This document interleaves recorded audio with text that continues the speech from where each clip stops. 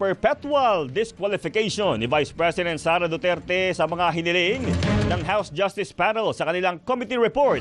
Balita mula sa Kamara, hatid ni Raji Patrol, Pamela Vasquez. Pam!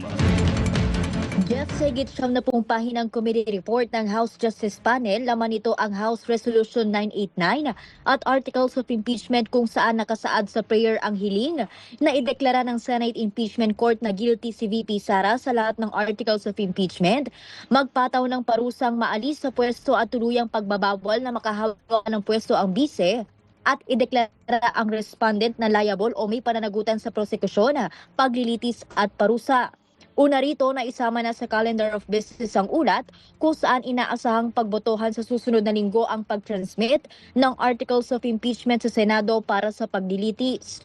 Matatanda ang nakasaad dito ang maling paggamit at irregularidad sa higit 600 milyong pisong halaga ng confidential funds ng Office of the Vice President at Department of Education, unexplained wealth o yung hindi maipaliwanag na yaman, issue sa pag-disclose sa SALN at kabiguang mag-divest ng business interests, pagbibigay ng pera sa mga opisyal ng DepEd at pagbabanta kay Pangulong Ferdinand Marcos Jr. at iba pa.